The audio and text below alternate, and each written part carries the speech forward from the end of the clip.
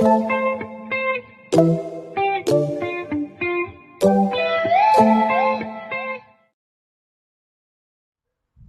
Scholars, आज हम हिंदी व्याकरण में अव्यय या अविकारी शब्द पढ़ने जा रहे हैं।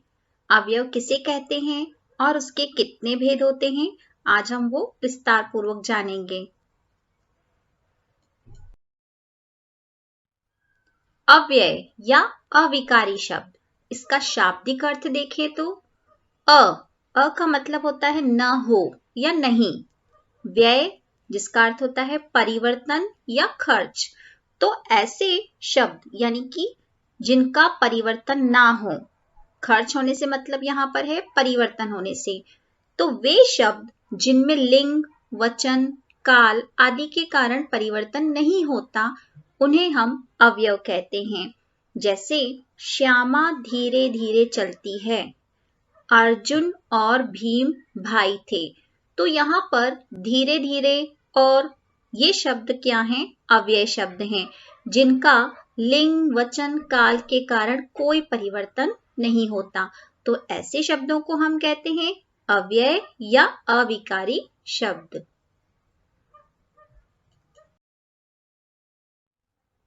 अव्यय के 4 भेद हैं। पहला है क्रिया विशेषण, दूसरा संबंध बोधक, तीसरा समुच्चय बोधक और चौथा है विस्मयादि बोधक। पहले है क्रिया विशेषण। क्रिया की विशेषता बताने वाले शब्दों को क्रिया विशेषण अव्यय कहते हैं। जो शब्द क्रिया की विशेषता बताएंगे उन्हें हम कौन से अवयव कहेंगे? क्रिया विशेषण अव्यय।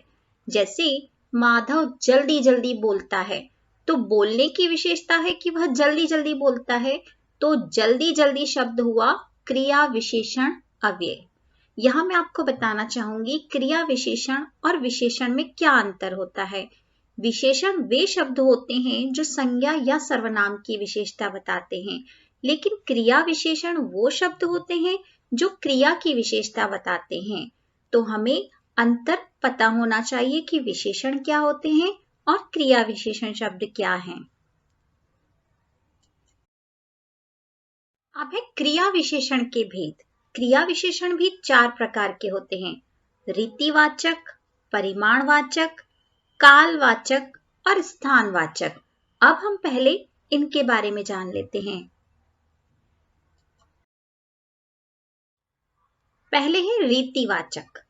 रीति का मतलब होता है ढंग या तरीका। तो वे शब्द जो क्रिया के होने का ढंग बताते हैं कि क्रिया किस प्रकार हो रही है, उन्हें रीतिवाचक क्रिया विशेषण कहते हैं। उदाहरण के लिए परीक्षा में जल्दी जल्दी लिखना पड़ता है, तो जल्दी जल्दी शब्द हुआ रीतिवाचक क्रिया विशेषण। दूसरा उदाहरण देखते हैं, सुंदरम धीरे धीरे बोलता है, तो धीरे धीरे शब्द भी क्या हुआ? रीतिवाचक।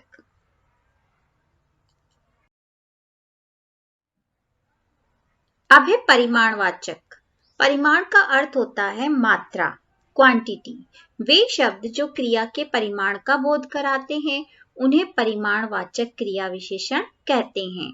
उदाहरण के लिए इतना सामान पर्याप्त रहेगा, तो पर्याप्त शब्द हुआ परिमाणवाचक। बहुत खेल लिए, अब बस करो, तो बहुत शब्द भी क्या हुआ? परिमाणवाचक। कम बोलना लाभदायक रहता है, कम, तो यह शब्द भी क्या हुआ? परिमाणवाचक हुआ। कालवाचक क्रिया विशेषण। जैसा कि नाम से स्पष्ट है, काल का अर्थ होता है समय। तो वे शब्द जिनसे क्रिया के होने के समय का बोध होता है, उन्हें कालवाचक क्रिया विशेषण कहते हैं। उदाहरण, मैं सवेरे घूमने जाती हूँ, तो सवेरे शब्द जो है उसमें समय के बारे में पता चल रहा है, तो इसमें हुआ कालवाचक क्रिया विशेषण। कब, तब, अभी, अब, ये सभी शब्द कालवाचक क्रिया विशेषण होते हैं। अब है स्थानवाचक।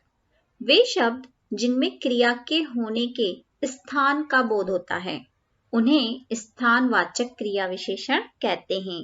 जैसे भीतर आ जाइए, तो भीतर शब्द में स्थानवाचक क्रिया विशेषण है। जैसे कहाँ, कहीं, अंदर, बाहर, आमने सामने, तो ऐसे शब्द जो होते हैं वे स्थानवाचक क्रिया विशेषण कहलाते हैं।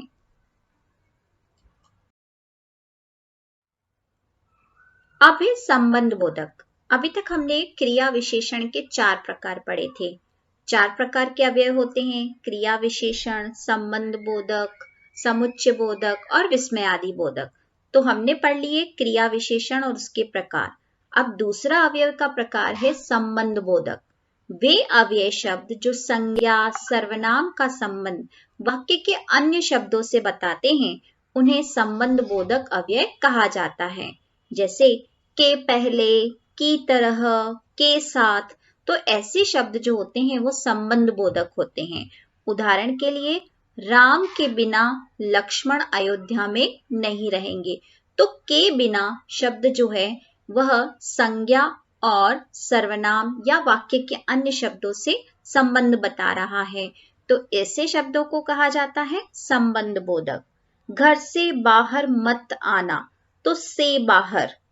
आकाश की ओर देखो, की ओर, तो ऐसे शब्दों को हम कहते हैं संबंध बोधक। अगला प्रकार है समुच्चय बोधक अव्यय। वे शब्द जो 2 शब्दों, 2 वाक्यों अथवा वाक्यांशों को जोड़ने का कार्य करते हैं, उन्हें कहते हैं समुच्चय बोधक या योजक। जैसे पर, अथवा, किंतु, चाहे, लेकिन, तो इस तरह के जो शब्द होते हैं वो समुच्चय बोधक अव्यय कहलाते हैं, जो किसी भी 2 शब्दों, 2 वाक्यों या वाक्यांशों को जोड़ने का कार्य करते हैं। उदाहरण, अर्जुन और भीम भाई थे, तो यहाँ और शब्द जो है वो जोड़ने का कार्य कर रहा है, तो इसे कहेंगे समुच्चय बोधक अव्यय। कृष्ण राजा थे, परंतु सुदामा एक निर्धन ब्राह्मण, तो परंतु शब्द भी क्या हुआ, समुच्चय बोधक अव्यय।